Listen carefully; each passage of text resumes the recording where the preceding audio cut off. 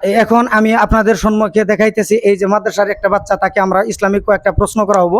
তো এর ভিতরে যদি সঠিক উত্তর দিতে পারে আমাদের দিনের খেদমত ফেসবুক এবং ইউটিউব চ্যানেলের পক্ষ থেকে আমরা তাকে আকর্ষণীয় একটা গিফট দেওয়ার চেষ্টা করবো ইনশাল্লাহ। তবে আপনারা দেখতে থাকুন।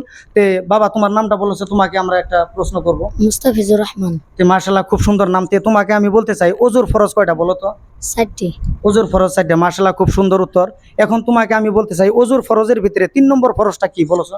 মাথার চারিভাগের এক ভাগ মুসাহ করা। খুব সুন্দর উত্তর হয়েছে।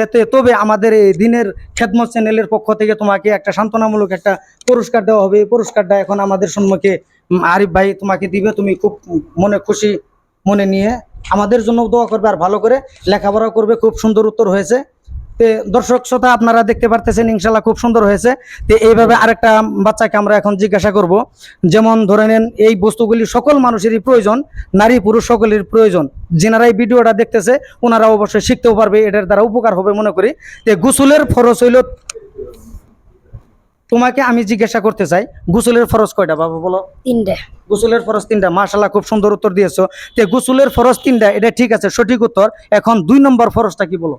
2 নম্বর নাহের নরম জায়গা পানি পৌঁছাই দেওয়া। জি, 2 নম্বর নাহের নরম জায়গা পানি পৌঁছাই। তবে যাই হোক, দর্শক শ্রোতা সুন্দর উত্তর দিয়েছে, কিন্তু উনি একটু ভয় খাইছে। আমাদেরই কথা থুতুপুতু লাগে যা, তো উনি একটু ভয় খাইছে, তার জন্য কিন্তু উত্তরটা সঠিক দিয়েছে যে পানি চৌলের ভিতরে নিয়ে নাকের নরম হাড্ডি পর্যন্ত পানি পৌঁছানো 3বার। এটা হচ্ছে গোসলের 2 নম্বর উত্তর ফরজ। এটা সকলে জানলেন। তো এখন ওনাকে একটা আমাদের দিনের খেদমত চ্যানেলের পক্ষ থেকে ওনাকে একটা সান্ত্বনামূলক পুরস্কার দেওয়া হবে।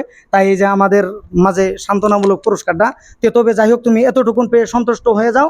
আমরা দোয়া করি তুমি ভালো মানুষ হও, তোমরাও আমাদের এই দিনের খেদমত চ্যানেলের জন্য দোয়া করবে ইনশাল্লাহ। তারপরে আমরা আরেকটা প্রশ্ন করব।